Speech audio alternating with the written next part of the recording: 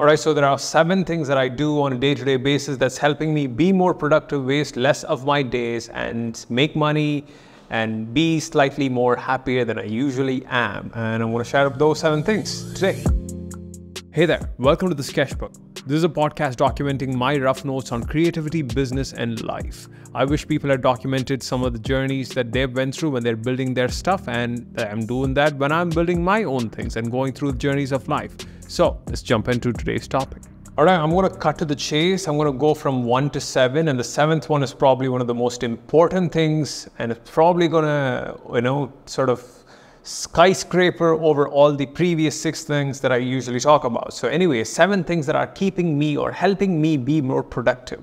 Some of them might sound a bit more obvious, but to be honest, after like 7 years of trying to optimize my routine, try to be more productive, going from broke to making 6 figures a year, living my artistic dream lives and all that crap, I've learned the simplest things are the best things that you can do to stay productive. So anyways, let's get into it. Also, you'll hear a lot of noise in this podcast or this video, whatever you want to call it, because, people are working in the house, they're doing some furnishing and all that stuff. So a lot of drilling now, noises, moving around things and stuff. So excuse that thing. First things first, number 1, waking up early. This might seem a bit too obvious, but I'm the kind of guy who used to wake up at 10 a.m. in the morning. It became a really bad habit. If my college version of myself heard this thing, he would laugh on my face, because for that guy, for college cash, for him, waking up at 4:30 and 5 a.m. and 6 a.m. is like early. Right now, for me, waking up at 8 a.m. in the morning has gotten early, unfortunately, because I developed in the middle a habit of watching TV late at night after a long day of work and eating crap while I'm doing so. So that has sort of, spiraled me down into this habit of waking up late. So what happens when you wake up late? When you wake up late, you have very less energy. Weirdly, I really don't believe in night owls and early owls. I think a lot of sleep scientists and folks have done some research on that. Even the night owls or the night owls, for them, the latest time that they can probably wake up that is optimal for their health is, 8 a.m. in the morning. Right? Even if you're like a night owl, right? If you're a morning person, that's like 5 o'clock. So obviously all these rules are arbitrary. I can't pronounce that thing right. But anyways, do what works for you. But for me, 8 a.m., I've moved it, and my life has been considerably better. It has saved my business to some extent, my productivity. Waking up early and getting to work is one of the single best things you can do to be productive, right? So that's the thing. By the way, it's important for us to define productivity before we sort of further go on to this thing. So productivity, in my definition, is doing the highest output activity in the most efficient way possible in terms of time. So meaning highest return on investment activity. What is the thing that's going to bring you the most amount of results, and how fast can you do it? That's productive for me. So anyways, that's the thing. Point number 2, right? Wake up early, that's 1. Number 2 is meditating and mindset. So I have found 2 very specific things that have helped me stay a bit more productive, in the past couple of months. 1 is a simple act of meditating every single day for 10 minutes, first thing in the morning.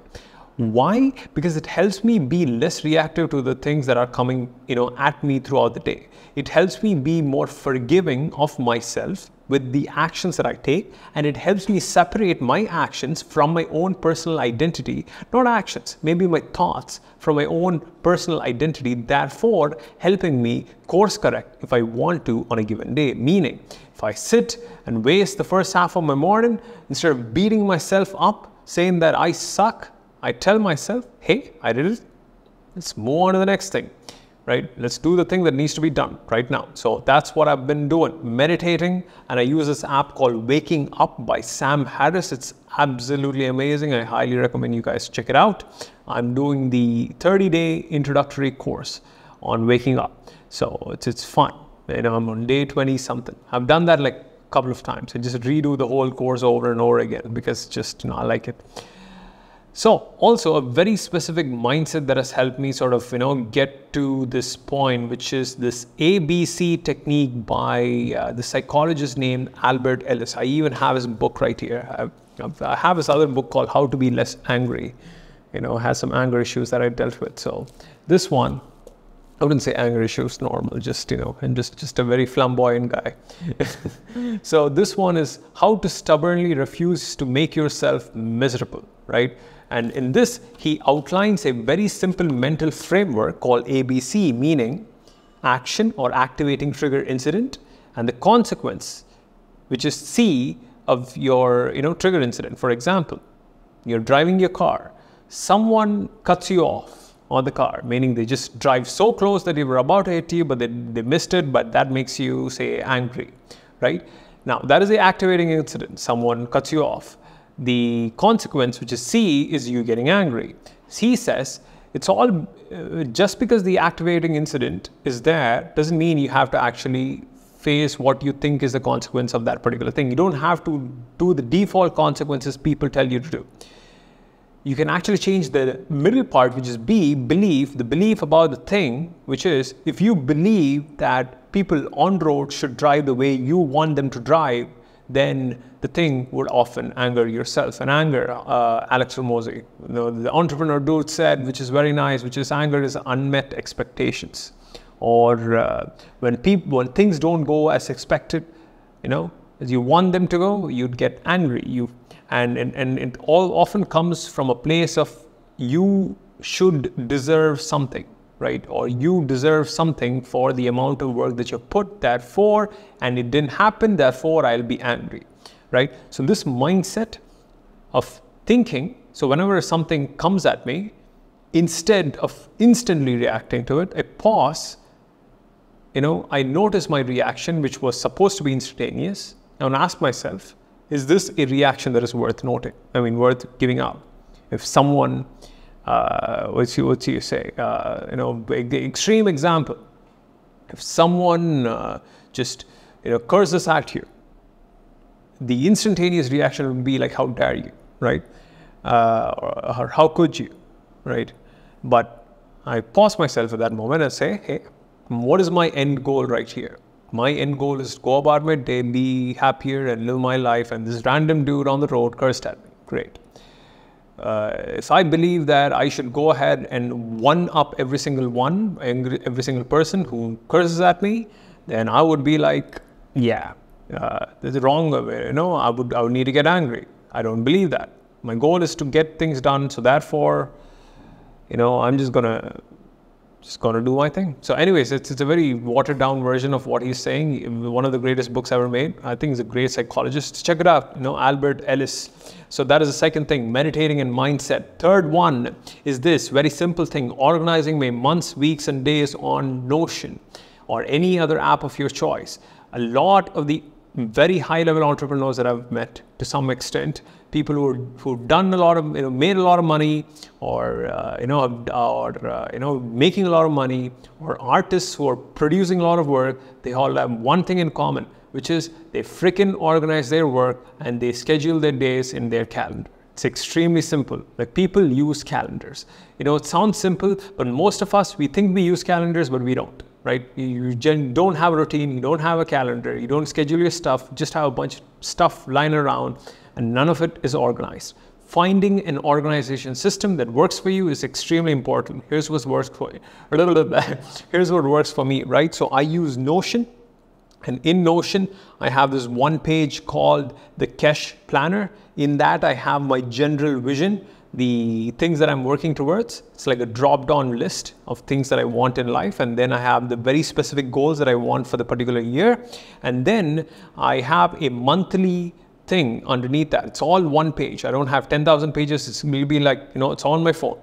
I just go in, click November. This is the month that I'm sort of doing this. On November, that'll be like, what are the quarterly goals that I'm working towards, and what are the weekly goals, right? I'll just look at the weekly goals, and then I have my daily to-do list. I check it off. It's that simple. So organizing my months, weeks, and days is just I'm a beginner when it comes to organizing stuff. So, I used to be more of that, yeah, I'm going to keep that in my head, bro. Organization is for, it's for kiddos, life is in the face and you need to learn. So that is the thing. The fourth one is this: routine. Have a very specific routine that works for you. Instead of following random crap on things online like morning routines and routines of billionaires and all that bull crap, find a thing that works for you. And how do you know if it works for you? It gets the job that you want to get done. It's that simple. So for me, weirdly, accidentally, after a lot of experimenting, I fell into a routine that works for me. Here's how it works. I wake up, I meditate, I go to the bathroom, and then I go for a 10-minute walk because it helps me sleep at night, and then I get to work at home. I set up a home office so that I can get to work immediately. And then my goal is simple: put in 90 minutes to 2 hours of work, solid deep work. I have a timer right here, another simple investment that is saving my life. I put up a timer set up a timer for 25 minutes and I hit it. I work, and that's it. It's simple. Right? And once that work is done, I go to the gym. I have a trainer. I have prepaid gym membership, and I have prepaid for the trainer, so I can't show up. So I have to show up on that given time, and I just show up, and beautifully, here's what happens. Before that, I used to work out first thing in the morning and get to work, and by the time I get to work, it'll be like 10 o'clock, 10:30, 11 sometimes. It's annoying, right? Most of your main energy is sort of gone for the day. Right now, I'm getting some good quality stuff done first thing in the day. And then once I get tired, I hit the gym, which sort of helps me sort of regain that energy. And when I come back home, eat lunch and get to the office, then I go to the studio, right? Which is 5 minutes away from my home. Keeping it easy for me, right? So 5 minutes away from it feels like I'm just woke up. It feels so fresh. It's freaking amazing. A lot of people have said that have midday workouts. Midday really depends on your midday, so you need to find your midday. For some people, it's 10 o'clock. For some people, it's 2 p.m. in the morning. Yeah, in the afternoon. So find your midday, put a workout in there. Oh man, it's going to change your life, right? It just gives you a sense of boost of energy that's just going to help you get through that afternoon slump, or not even get through. It's going to make that afternoon slump feel like, a fresh morning. That's how it feels like for me. So find a routine, add exercise in that. So that is number 4. Number 5, very key thing. A lot of people have sort of done variations of this, but this is my variation. One thing a day, first thing in the morning, meaning focus on one core thing that you want to get done the next day. I ask myself, what is a thing that I would want to get done, if done, would make my day satisfied? I would look at that thing, I would write it on the to-do list the previous night, and then I do it. I wake up, poop, brush my teeth, go take a walk, and get to work on that one thing.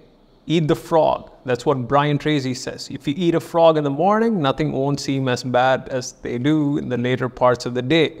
So that's what I do. One thing, first thing in the morning. Before that, I used to do one thing a day.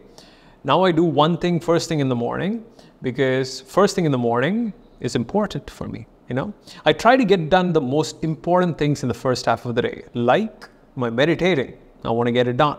Like my, just going through the stuff, reviewing my goals and plans and all that stuff. We get it done first thing in the morning. And another, I want to work, get some solid quality work in. I do that first thing in the morning. And then I want to finish my exercise off. Get it done before like 12 o'clock.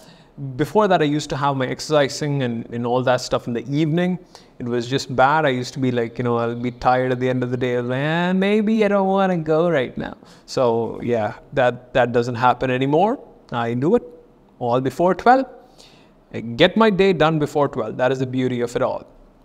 See, the 6th thing is this, my friend, which is a nighttime fast plus a diet. Having a good diet is extremely important for me to be productive. The less crap I eat, the more happier I am in general. So for me, eating less crap equals more happiness. I'm going to take that thing over ice cream, right? So, and especially this thing, which is a nighttime fast, finishing my dinner before 7 or 8 is one of the key crucial things that triggers the rest of the day and rest of the next day, which is it helps me, one, sleep early at night, and two, wake up early in the morning and then get work done, meditate, work out, and all that stuff. So it all starts from that thing, which is get dinner done. Good. And also another thing I found out, which is this: have a healthy dinner, a dinner that is light, dinner that is high in protein, the dinner that is easy to digest. It's like simple freaking stuff, right? And so that is the sixth one, which is having some sort of a diet hack or thing that works for you and eating good quality food. I do eat crap. I just make sure I eat it these days. I make sure I eat it in the in the evenings and afternoon and be done with that. So also, before I go to the seventh point, which is the most important thing of them all, I want to give you guys a couple of other mini hacks that I do, which sort of helps me. One is this: I have very high discomfort. No, I have a tendency to be less tolerant towards uncertainty. Meaning, my brain has a tendency to not tolerate uncertainty or not know where I'm going or where things is going in life. And most of the times, I often forget my goals on a very frequent basis. And one of the very simple habit that I cultivated that is helping me a lot is this: write my goals down, 3 goals down every single morning in a notebook, a separate notebook. I have a separate notebook. I write my goals down. Simple. What am I working towards? It helps me say yes or no to the other things on the given day, right? So it is one of the best habits that I've cultivated. So, write my goals down. What are the 3 things that I want to get done in the near future? I write it down as clear as day. Here are the things I want to do, this by this, and this is how I hope to achieve. I want to. That's how I would say. I wouldn't say I must or I should.